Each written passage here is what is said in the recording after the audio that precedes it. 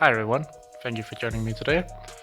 In this video I'm gonna start on a few of the mods or upgrades on the Bora and repairing a bit of the broken electronics from when it was full of water a few years ago. I'm gonna see if I can get my City Jetta Golf mirrors installed in this today, so let's go. So this is currently rocking the stock Mark 4 mirrors. I have got a set of City Jetta Canadian Mexican market mirrors for it. Got it all painted up by a friend, and I think this is gonna be a nice OEM upgrade for the car.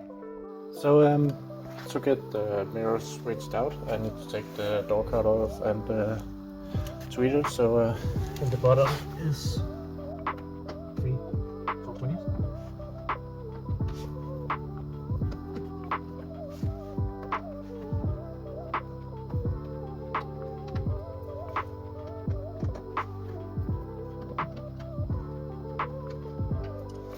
And behind the inner door handle, if I can get this off,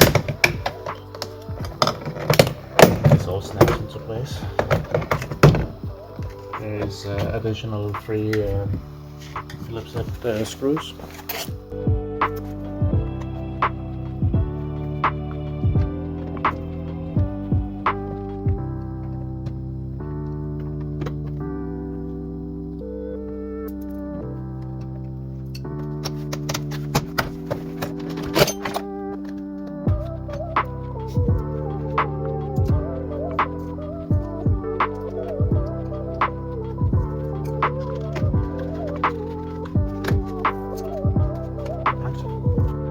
I just let the door cut hang in the door cable.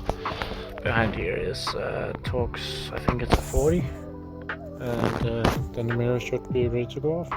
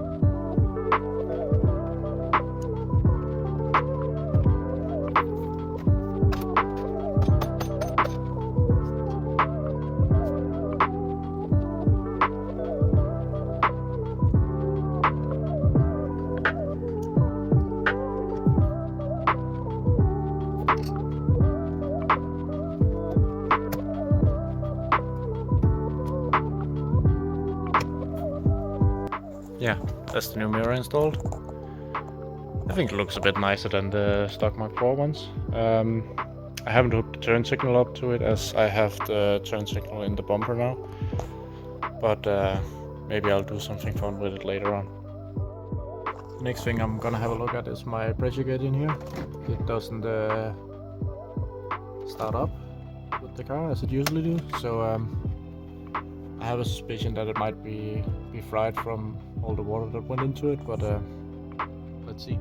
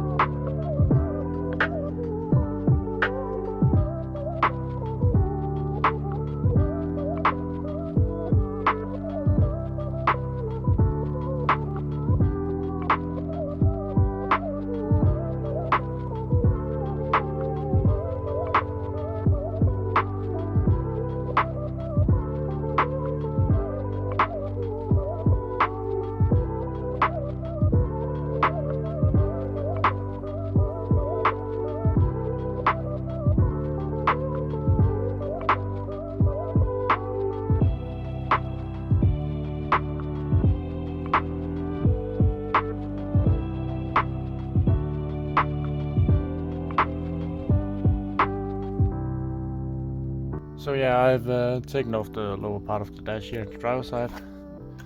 These are actually my switching relays between the US front markers and indicators in the front drop strip. These doesn't work either, so I'm gonna have to have a look at these as well. But yeah, up under here somewhere is the pressure gauge, so I'll see if I can get that out.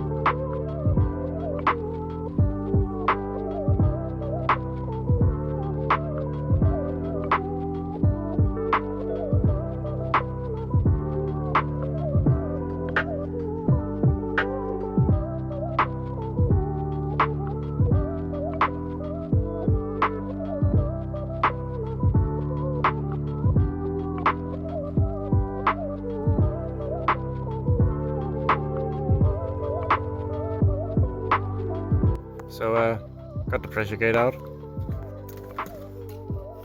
I'm not a fan of how I did this 5 years ago, so I'm gonna see if I can get all these wires out and this vent out, and then I'm gonna redo it. So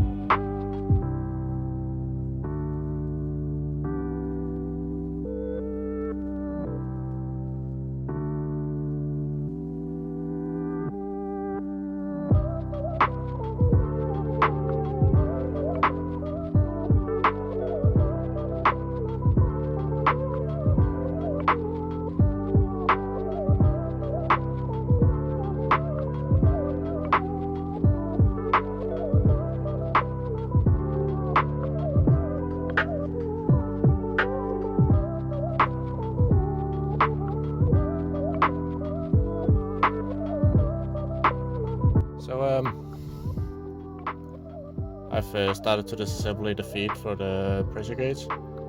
I should have a ignition 12 volt here, dimmed light and ground here.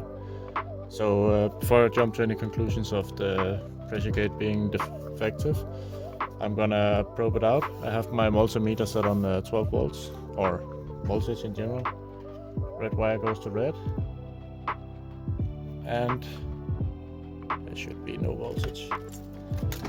When I put on the ignition for the car, I'll try again.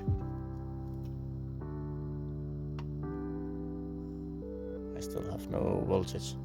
So I'm gonna chase back my feed because I can't remember where I took it from. So this is definitely not doing anything good.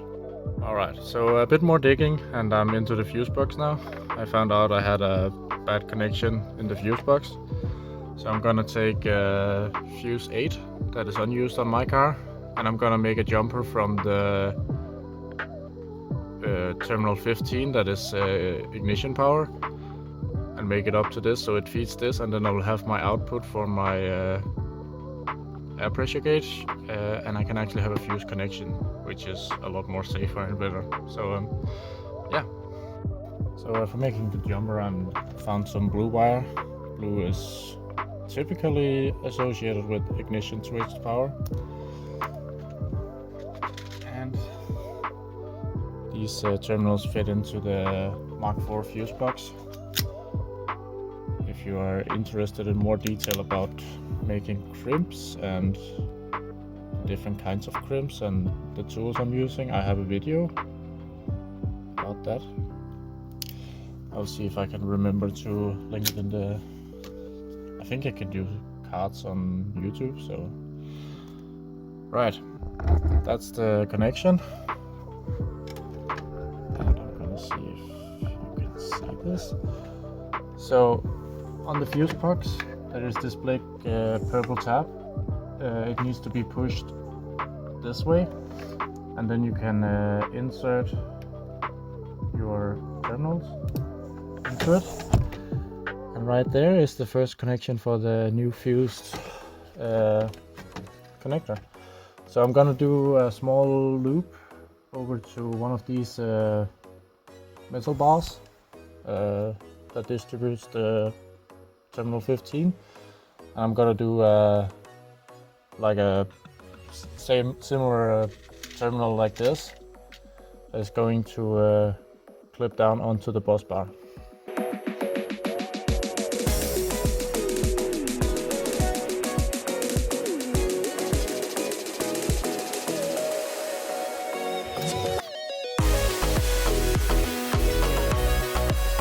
So what I did here is I used the same type of terminal, and I gave it some heat shrink because it's gonna be a bit exposed being clipped onto the bus bar like this. So just to make sure that I don't get any shorts or anything else. So yeah, small update. I got my relays working again. It was the relays themselves that had been fried, so I changed them out for new ones and everything works as it should. I also put on some nice new terminals, and I'm gonna re-sleeve this. Next up is sorting out this wiring for the pressure gauge. I am in the process of still making the jumper, and I found out that I need to redo the ends for this because the small plug that I had on this before was torn out. So yeah, wiring is slowly getting better. So I've taken my relay box out of the car. Luckily when I built this, I built it with a plug so it's easy to take in and out. I'm gonna re-sleeve all of this and make it look a bit nicer.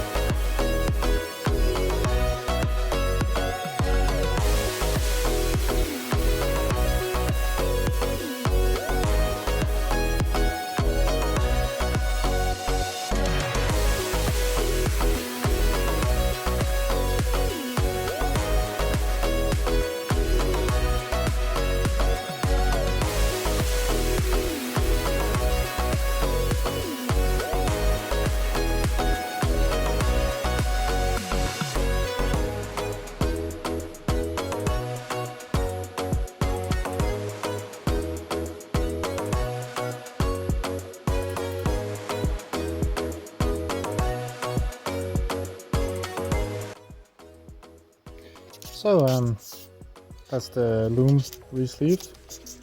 I decided to go for these cable hooks instead of the cloth tape. It's a bit neater, I think. And just taking this apart from the cloth tape, I got reminded how annoying that is. So yeah, this is ready to go back into the car. So I'm gonna take this bad connection I had in the fuse box and put on a new crimp on it, so I can screw it into the fuse panel itself instead of having it wedged in between a few terminals. This is probably what I should have done way back when I first did this, but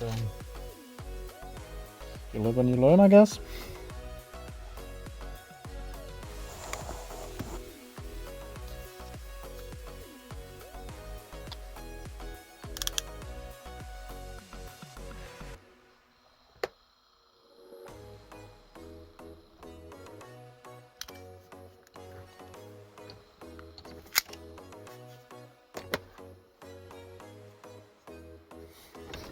And these terminals just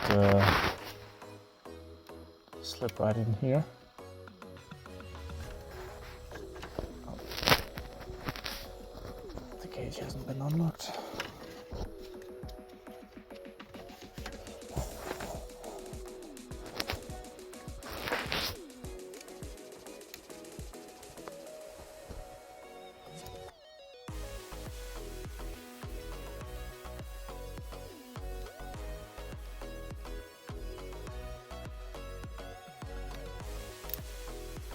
There we go. And relock the fuse box. Put the jumper clip on. There we go. That should be doing the trick.